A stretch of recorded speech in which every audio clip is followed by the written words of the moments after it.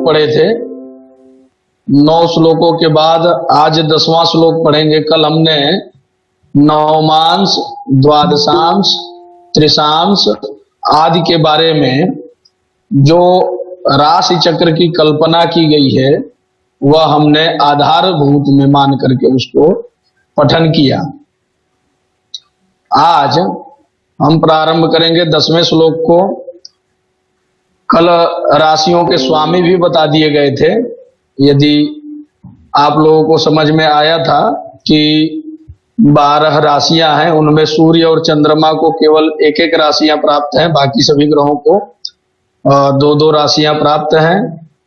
उसके अतिरिक्त राशि स्वामी के अतिरिक्त होरा, नवमांश, द्वादशांश और त्रिशांश इनकी परिकल्पना करके आचार्य ने राशियों का अलग अलग मान बताया। इसी को जातक स्कंद में षड्वर्ग कुंडली के नाम से भी जाना गया है। षड्वर्ग का मतलब होता है 6 प्रकार के वर्ग। वह 6 प्रकार के वर्ग कौन से हैं? तो गृहम, होरा, द्वेषकारो, नवमांसो, द्वादशांशकः, त्रिशंसपाहा, त्रिशांश। तो गृहम कहते हैं, गृह कहते हैं जन्म कुंडली को।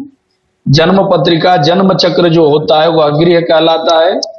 और होरा कहा जाता है सूर्य और चंद्र से। कल विस्तृत इस बातों पर चर्चा हुई थी कि सूर्य और चंद्रमा से संबंधित जो ग्रह हैं अथवा जो कुंडली बनती है वह होरा कुंडली के नाम से विख्यात है।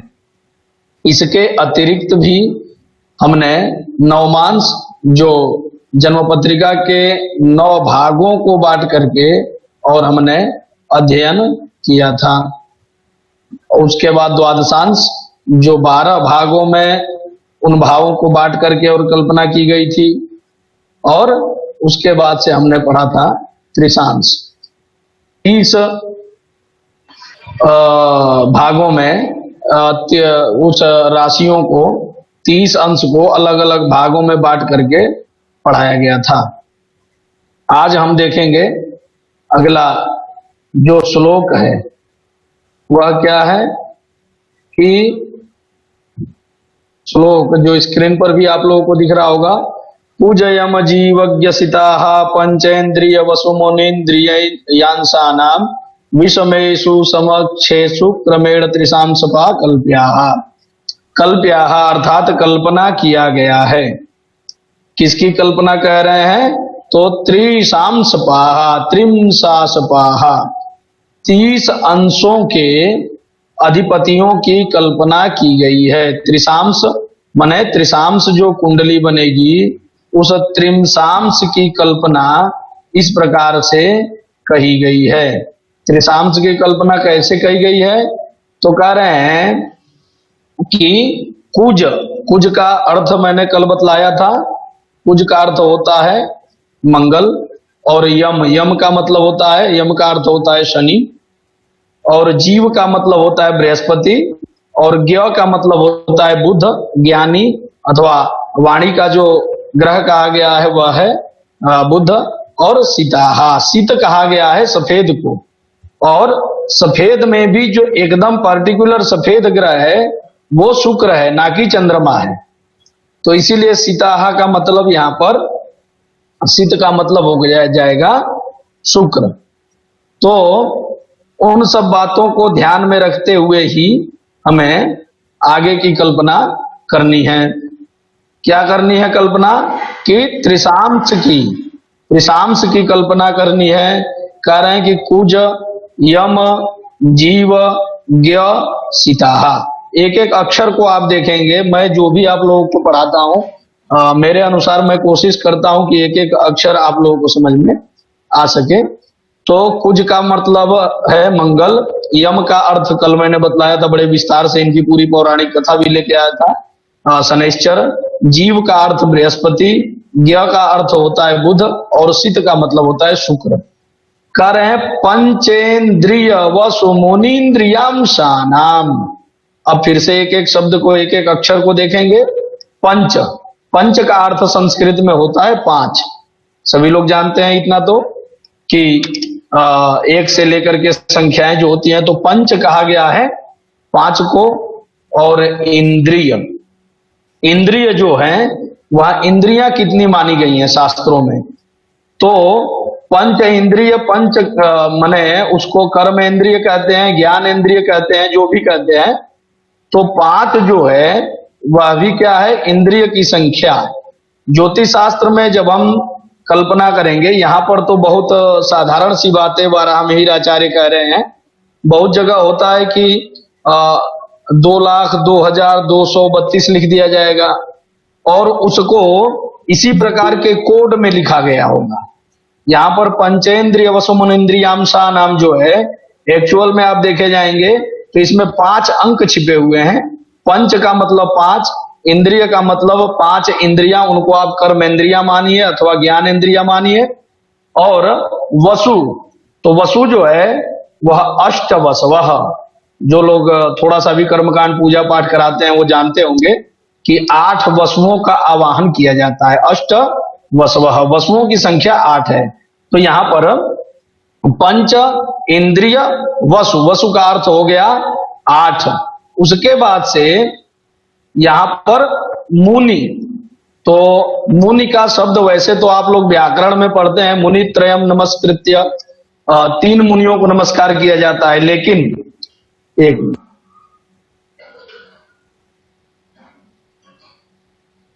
लेकिन यहां पर जो है मुनि की संख्या जब भी ज्योतिष शास्त्र के किसी भी ग्रंथ में आएगी बात, तो मुनि हम सप्त ऋषियों को समझते हैं, जो आकाश मंडल में सप्त ऋषि मंडल दिखाई देता है। और आजकल थोड़ा सा यदि आप लोग प्रयत्न करें तो आप अपने घरों पर रात को 10-11 बजे के आसपास जगें और उस स्थान पे चले जाएं जहां पर प्रकाश कम हो, लाइट कम हो। हाँ, लेकिन बिच्छू बिच्छू काट ले उसका ध्यान रख के जाइए, बोले गुरुजी ने समझाया था, हम तो गए थे। लेकिन बिच्छू कटवाने के लिए नहीं, मैं नहीं भेज रहा हूं।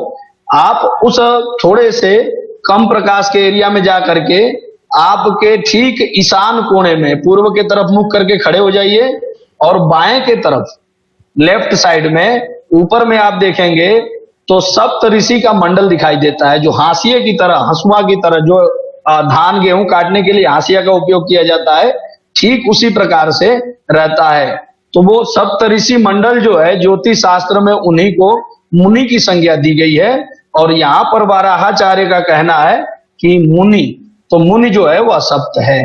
तो एक बार और देखेंगे हम, पंच माने 5, इंद्रिय माने 5 माने 5 इंद्रियां, वसु का अर्थ है अष्टवसवः 8, और मुनि का मतलब हो गया यहाँ पर 7।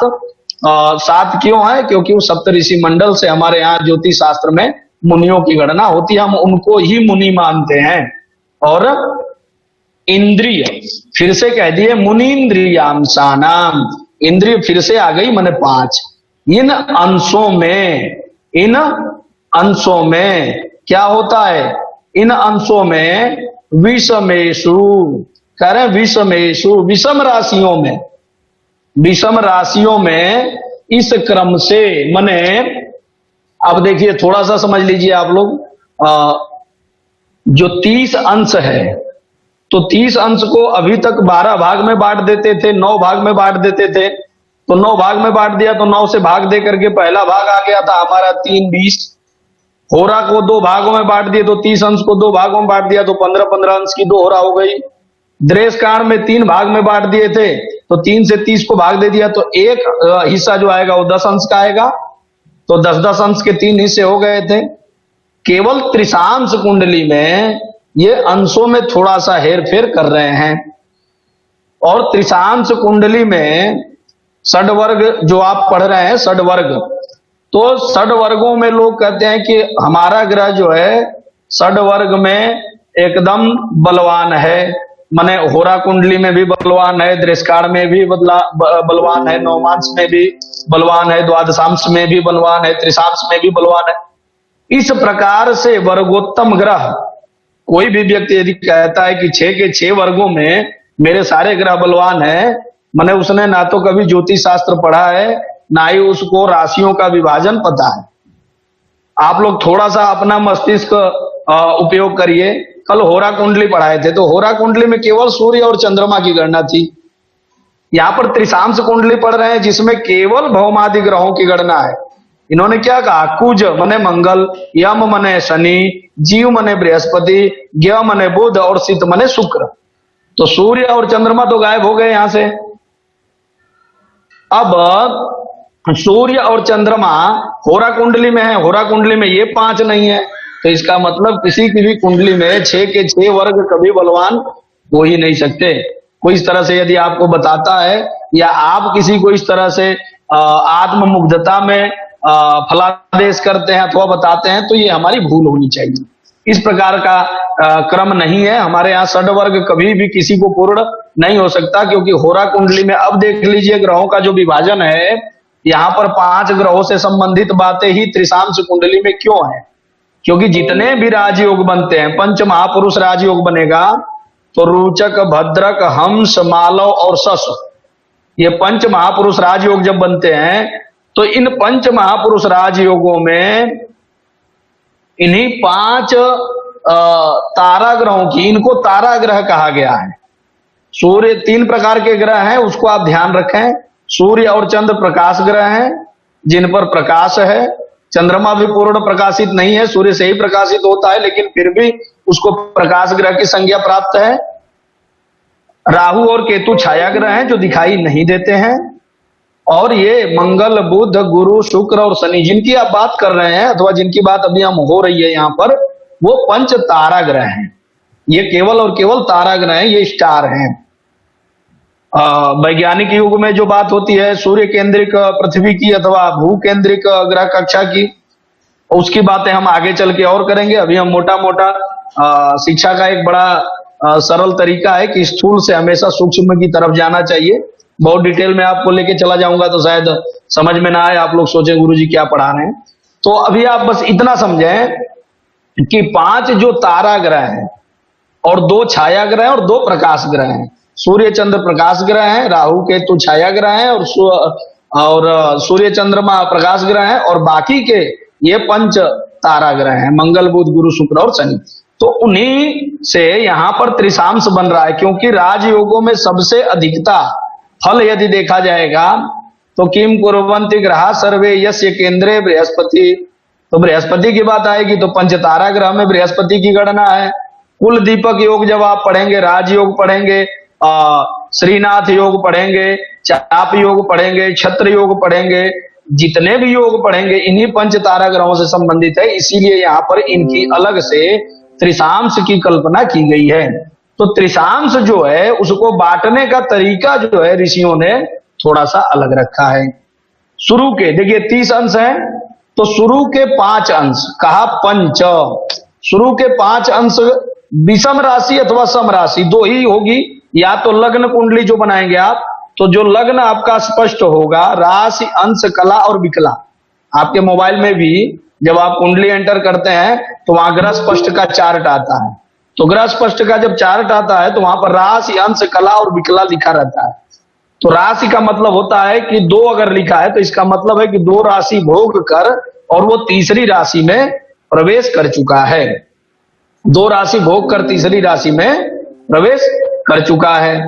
तो मिथुन राशि की बात हो रही है, अथवा 4 राशि और कुछ अंश है, माने सिंह राशि में प्रवेश हो चुका है। एक हमेशा राशि पूरी होकर के और अंश हो गया, माने उस अंश में वो चल रहा है, उस राशि में चल रहा है।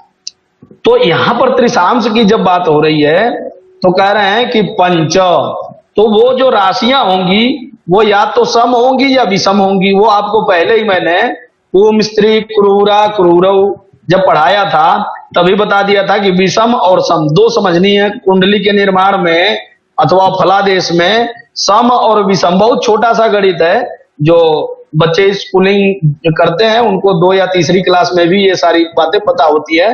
मैं बहुत साधारण तरीके से आप लोगों को समझा रहा हूं कि जो सम और विषम 2 भेद हम समझ लेंगे। लग्न हो अथवा ग्रह जिस राशि में बैठा हो वह सम राशि होगी अथवा विषम राशि होगी। तो कह रहे हैं कि विषमेषु, दूसरी लाइन का पहला शब्द देखिए, विषमेषु, जो ऊपर बातें इन्होंने कही वो विषम राशियों की कही है। तो पंच 5 माने शून्य से 30 अंश की एक राशि होती है, तो शून्य से 5 अंश की बात हो गई पंच। फिर अगला 5 अंश माने 10 अंश हो गया। फिर कह रहे हैं पंच इंद्रिय वसु माने 8, तो 10 और 8 18, और 18 के बाद कह दिए मुनि, तो मुनि कितने हो गए 7, तो 18 और 7 कितने हो गए 25, और इंद्रिय 25 और 5 30। ये 30 अंशों को इस प्रकार से यहां पर इन्होंने बांट दिया, लेकिन उसके साथ कंडीशन ये रखा कि सम और विषम, सम और विषम का भेद यहां पर क्यों बनाया ऋषियों ने? अगर चाहते तो क्या जरूरत थी, जैसे अभी तक बनाते आए थे नवमांश द्वादशांश और उनकी बातें, लेकिन यहां पर इसलिए बनाना पड़ गया क्योंकि सूर्य और चंद्रमा की तो एक एक राशियां हैं, बाकी सबकी दो दो राशियां हैं, एक विषम है और एक सम है, किसी को भी 2 सम या 2 विषम नहीं प्राप्त है।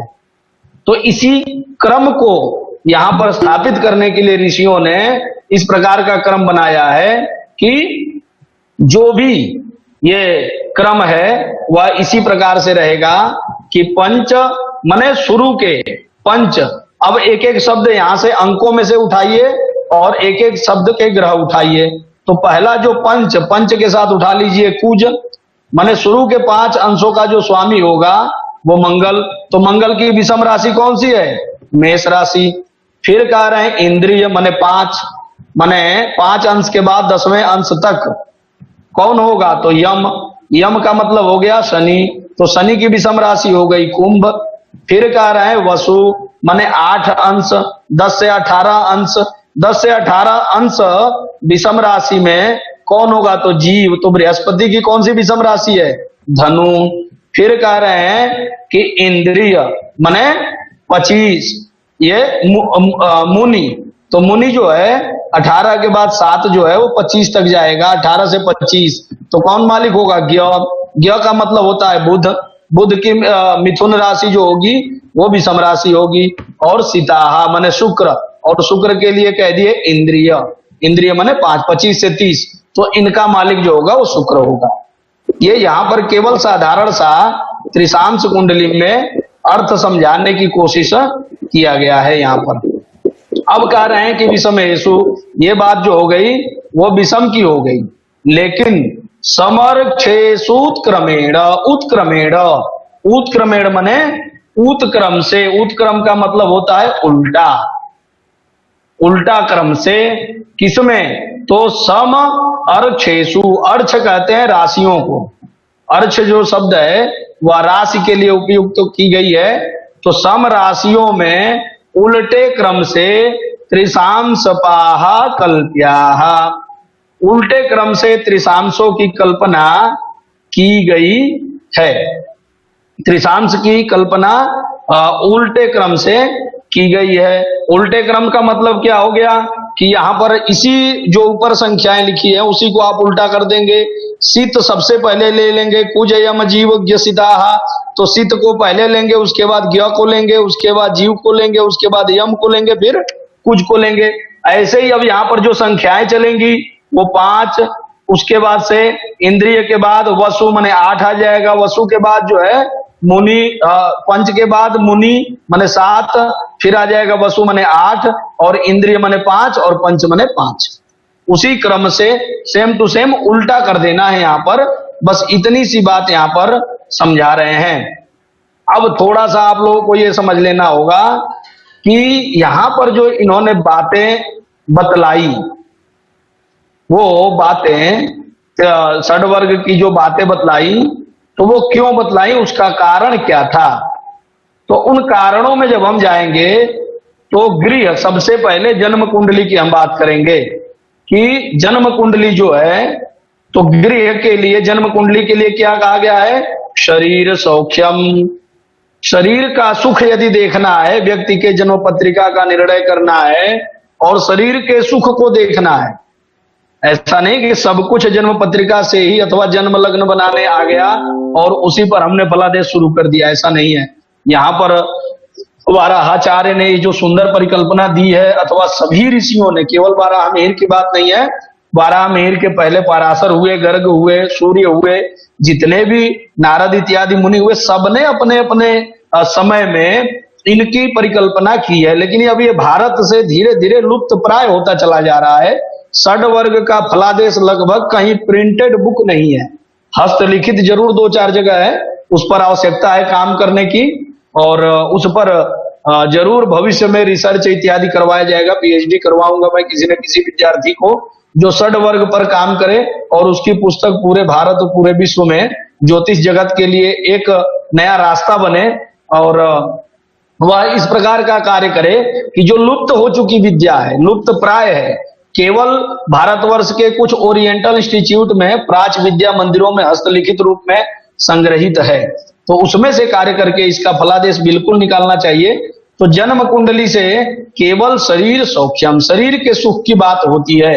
यदि धन की बात करनी है तो संपदा विचारम होरायाम, होरा से, होरा कुंडली जो दूसरे नंबर की मैंने आपको पढ़ाई थी, होरा कुंडली से संपदा का विचार होना चाहिए, धन का विचार होना चाहिए।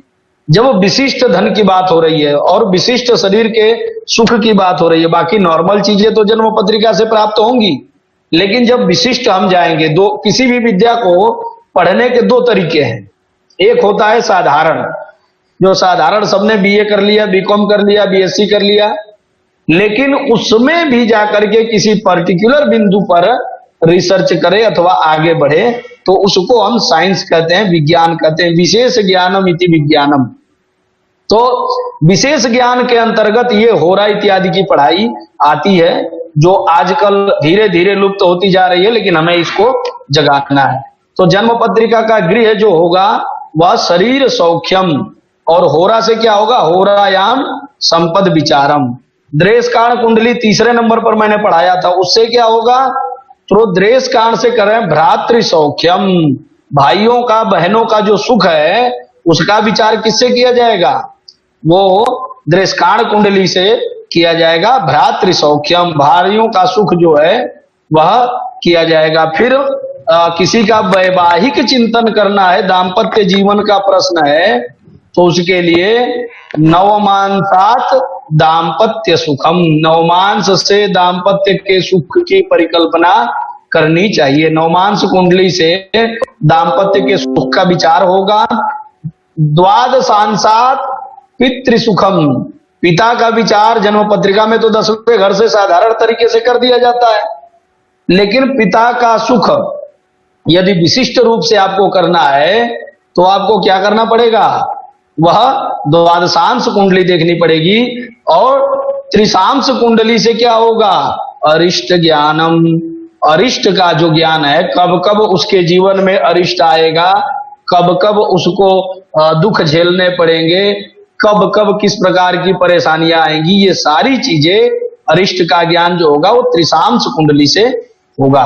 तो यहां तक आप समझ लें कि षड्वर्ग की जो बातें किए हैं आचार्य, वह साधारण नहीं है, वह विशेष विद्या के अंतर्गत है, और उसको हमें मुख्यतया समझना है, और इस पर आगे चल के किसी न किसी रूप में कार्य करना है, ज्योतिष जगत के लिए कुछ करना है। तो यहाँ पर षड्वर्गों की बात इन्होंने त्रिशांश तक की बात बता दी। अब कह रहे हैं कि इन राशियों के दिग्बल और काल बल। दिग्बल क्या है, तो दिग कहते हैं दिशाओं को, कौन सी दिशा में जाकर के कौन सी राशि बलवती होगी, इसकी बात यहां पर बता रहे हैं। और काल का मतलब होता है समय, काल का मतलब हर जगह मृत्यु से मतलब नहीं है। कल संख्याने, काल शब्द जो है वह गणना के अर्थ में उपयोग किया जाता है। लोग बोलते हैं इसका काल आ गया था, काल आ गया था मतलब मृत्यु आ गई थी, समय आ गया था। तो हर जगह काल का मतलब काल का जो अर्थ है वह डरावना अथवा भीषण नहीं होता है। यहाँ पर राशियों के बल और राशियों के काल बल की बात, दिशाओं के और दिशाओं के और काल के समय के अनुसार कौन सी राशि बलवती होगी उस बारे में बता रहे हैं। श्लोक देखिए, 11 नंबर का श्लोक है। नृ चतुष्पद कीटाप्य बलिनः प्राग दक्षिणा परोत्तर गाः संध्याद्युरात्रिबलिनः कीटा नृ चतुष्पदाश्चैवम्। करें कि नृ, नृ किसको कहते हैं? तो पुरुष को नृ कहते हैं, पुरुष को। नृ कह रहे हैं कि ये जो राशियां हैं पूर्व दिशा में, मान लीजिए यहां पर बहुत कह रहे हैं कि प्राग, दक्षिण, दक्षिणा पर, उत्तर गाहा। पर कहते हैं पश्चिम को। देखिए पहले दूसरे शब्द पर जाएंगे, एक पहला वाक्य छोड़ दीजिए, नृ चतुष्पद कीटा प्या बलिनः, इनको छोड़ दीजिए, दूसरे शब्द पर चलिए। तो प्राग, प्राग का मतलब होता है पूर्व दिशा, दक्षिण का मतलब होता है दक्षिण दिशा।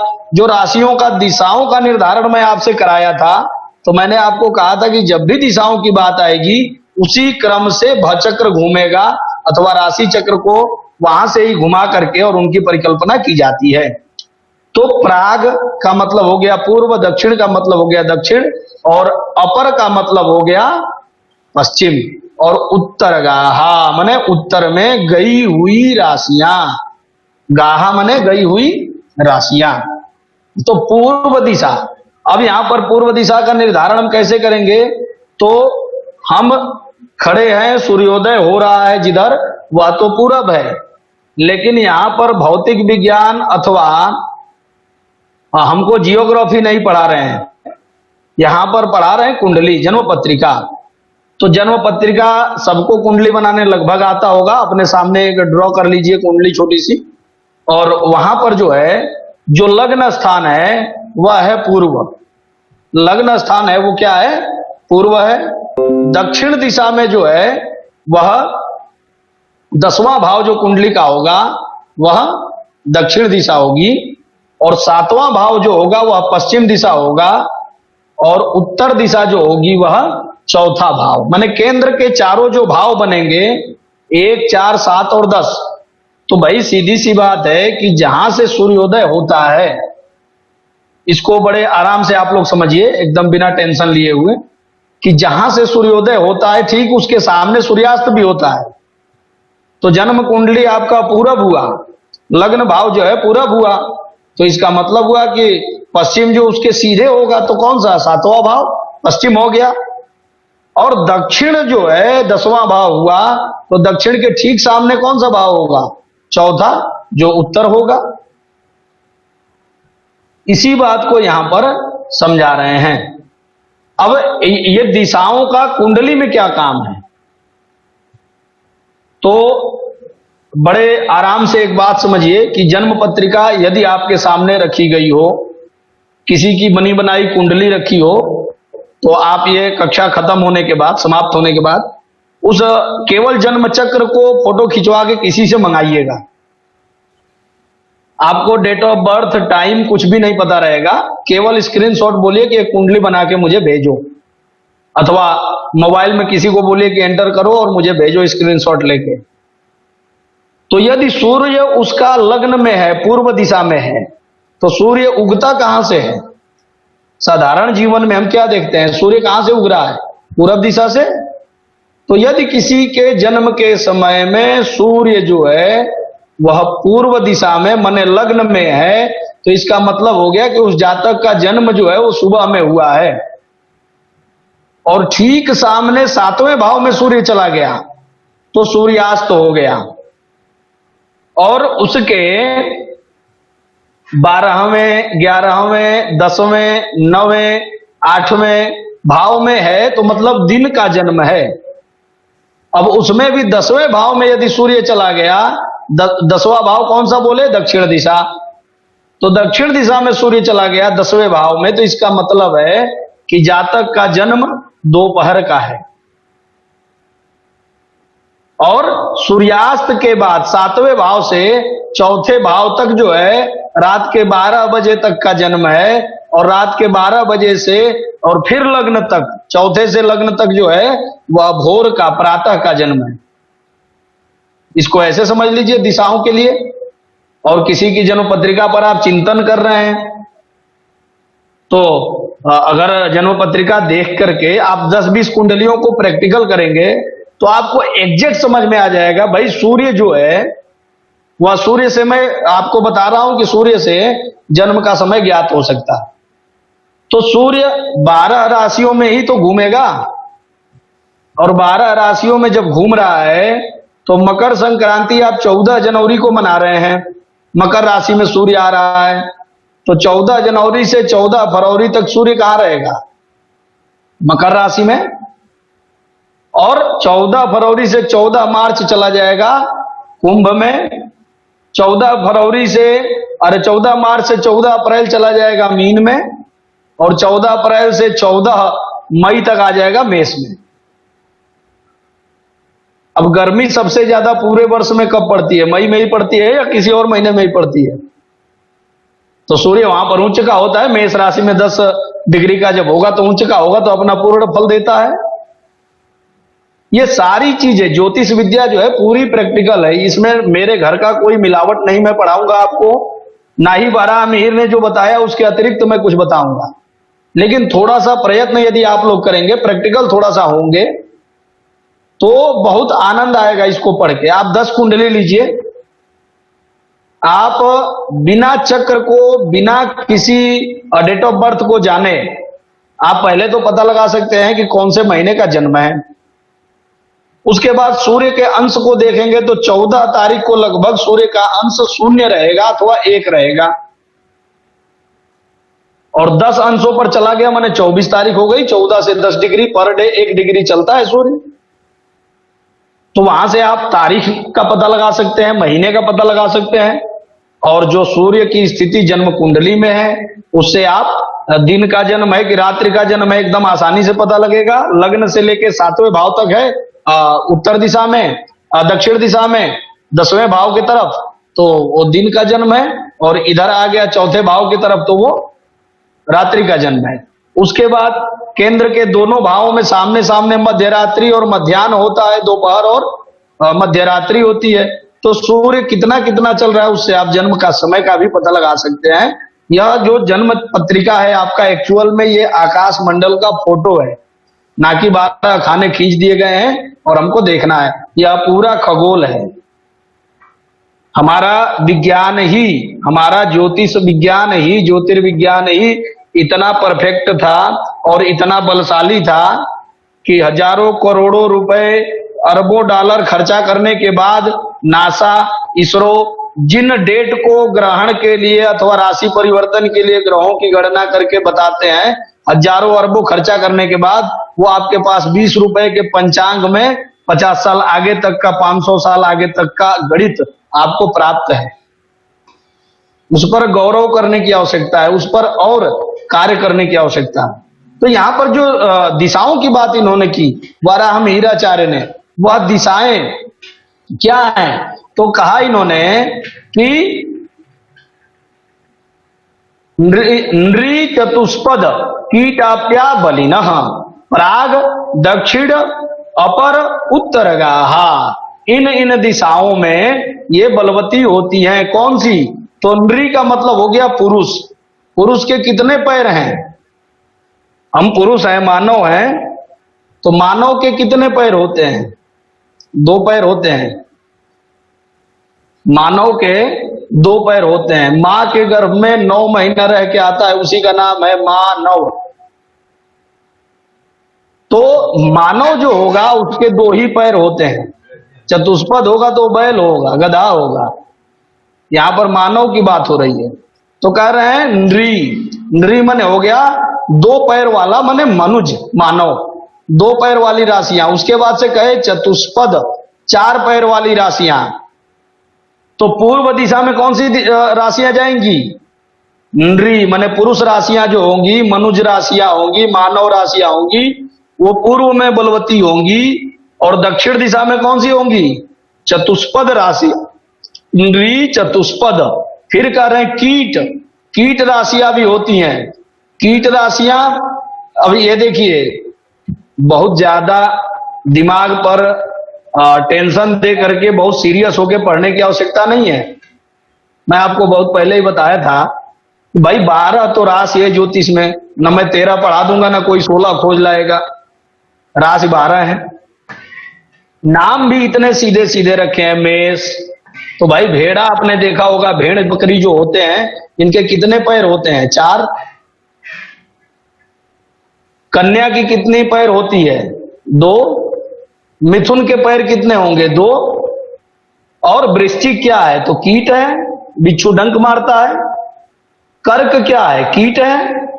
केवल नाम को आप पकड़ना है कि नाम कह क्या रहा है। इसीलिए सचिव जी हमारे कहते हैं कि व्याकरण पढ़िए। यद्यपि बहुनाधीशो तथापि पठपुत्र व्याकरण।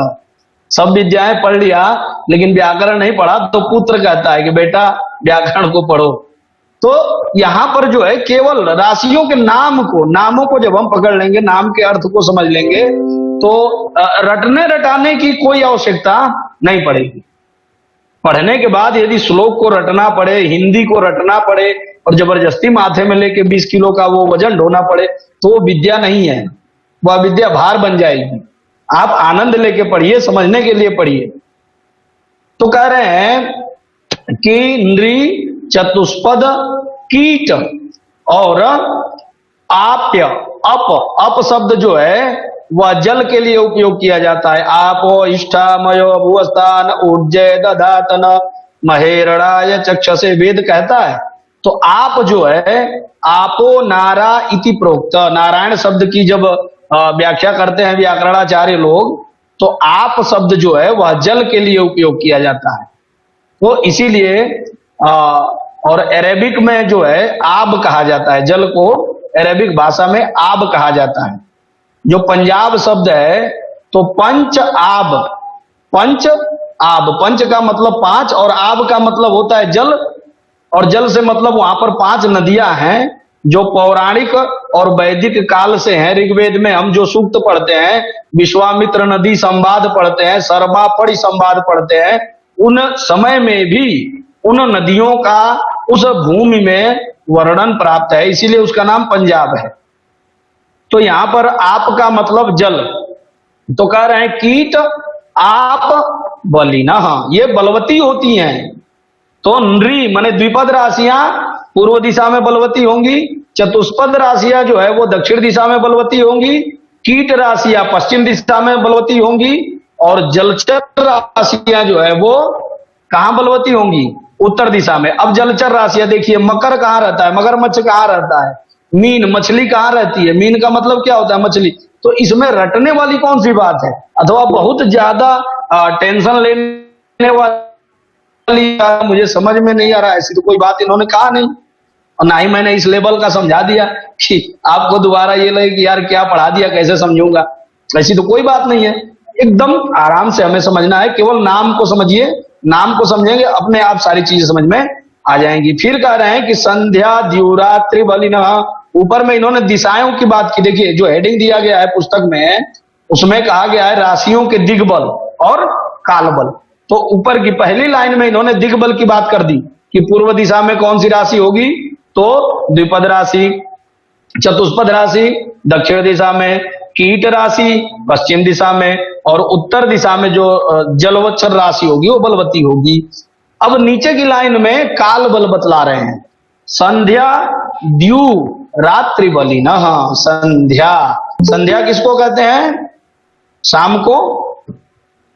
तो संध्या कहते हैं सायंकाल को, संध्या कहते हैं सायंकाल को। तो संध्या द्यू रात्रि बलिनः, संध्या और द्यू शब्द जो है वो दिन के लिए उपयोग किया जाता है। हरगण साधन में द्यू शब्द का उपयोग किया गया है। तो द्यू जो है संध्या, माने संध्या का मतलब भी अब यहां पर आपको डिफाइन करना होगा कि दोनों संध्याओं में, संध्या 2 होती है। अगर सुबह आप 8 बजे तक उठते हैं, संध्या नहीं देख पाते हैं, तो वो आपकी गलती है।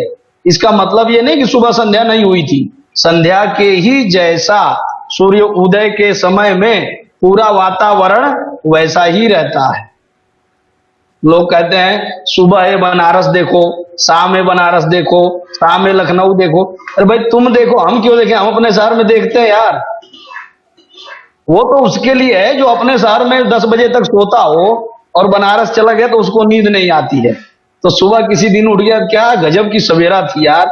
बेवकूफ आदमी रोज होता है, हर जगह होता है, तू जगह नहीं। अपने शहर में जगता नहीं है, दूसरे शहर में जाएगा तो जगेगा, तो वहां का सवेरा तुझे अच्छा लगेगा। तो ये चीजें क्या है कि दो संध्याएं होती हैं, प्रातः में भी और सायं में भी। जो कर्मकांड करते हैं, जो हमारे साथ वेद पाठी जुड़े हुए हैं, जो पंडित लोग हैं, आचार्य जी लोग हैं, वह सब जानते हैं कि दो संध्याएं होती हैं। तो दो संध्याएं, उन्हीं बातों को यहाँ पर ज्योतिष शास्त्र कह रहा है कि भाई करने के लिए तो 3 संध्या होती है। कहते हैं दोपहर को भी संध्या करो, लेकिन वो संध्या प्रत्यक्ष नहीं है, हमको प्रत्यक्ष दृष्टिगोचर होती है सुबह में और शाम में। इसीलिए हम 2 संध्याएं ज्योतिष शास्त्र के अनुसार मानते हैं। बाकी गायत्री वायत्री करते हो दोपहर को, तो वो लोग छोड़े ना कि गुरुजी ने बता दिया कि संध्या 2 ही होती है, तो वो मेरे माथे ना पड़ जाए। आप लोग अपना कंटिन्यू रखें। वो जप करना, आराधना करना, तपस्या करना, उसका कोई शास्त्र से और इससे लेना नहीं है। आप जो करते हैं उसको करते रहिए। 2 संध्याओं की बात यहां पर कर रहे हैं।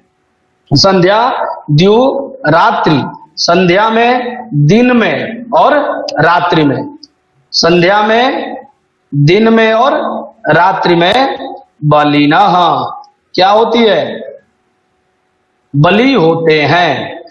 तो अब कह रहे हैं कि संध्या में कौन सी बल होगी, बलवती होगी। तो अगला शब्द देखिए इसमें श्लोक में, कीटाहा, रात्रि बलिना बलि होती हैं। तो सबसे पहले इन्होंने कहा कीटाहा, कीटा माने कीट राशि।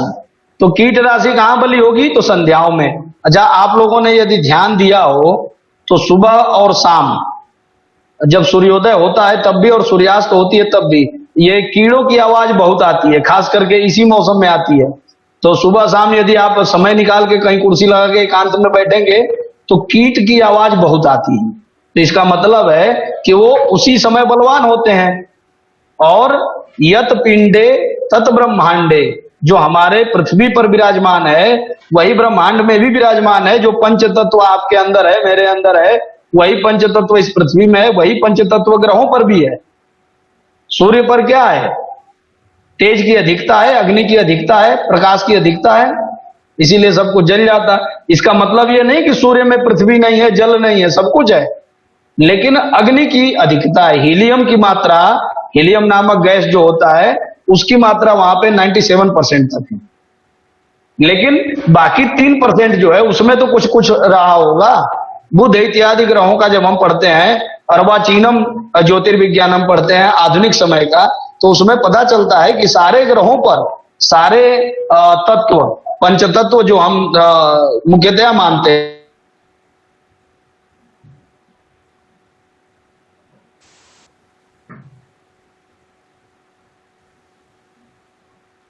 है कि संध्या में कीट राशियां और दिन में जो है वो मनुष्य राशियां, 2 पद राशियां। रात में आपने कभी बकरी को चरते हुए देखा है? कभी भेड़ा जो है वो रात को जाता है कि 12 बज के आप चलो चर के आओ? वो नहीं जाएगा। क्यों? क्योंकि उसको सूर्य के प्रकाश से मतलब है, दिन के दिन में अपना काम करना है। उसको अलग से रात में न दिखाई देता है, न वो रिस्क लेने जाता है। फिर कह रहे हैं चतुष्पदानाम, जो कई बार आप लोग देखेंगे कि रात को किसी की भैंस खुल गई गांव में 4 पैर वाली, तो जाके बहुत सारे लोगों का खेत एक साथ साफ कर देती।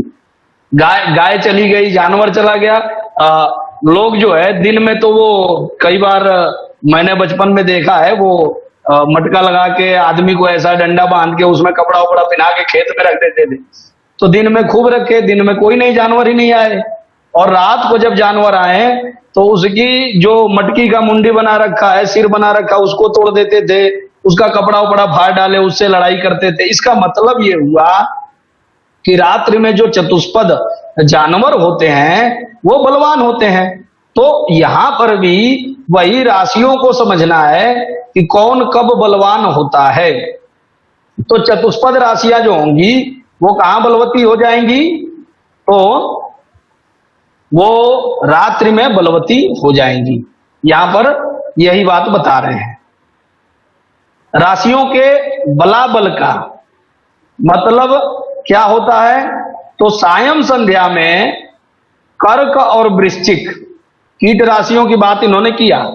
तो सायं की जो संध्या होगी ज्यादातर आप लोगों ने देखा होगा बिच्छू बिच्छू मारता है, जो डंक मारता है वो शाम को अथवा सुबह सुबह जल्दी, दिन में ऐसे घूमते हुए रोड में आपको नहीं मिलेगा। वो शाम को कहीं ऐसे चिपका रहेगा किसी दीवार के किनारे, कहीं कुछ भी, वहां खेलने गए, छूने गए गलती से तो अपना स्वरूप दिखा दिया उसने डंक मार के। तो इसका मतलब है कि वो शाम को बलवान होते हैं। तो कर्क और वृश्चिक राशि शाम की संध्या में और प्रातः संध्या जो है वो मीन और मकर राशि, मकर राशि को चतुष्पद में भी आप गिनेंगे, क्योंकि मकर के कभी पैर देखे आपने?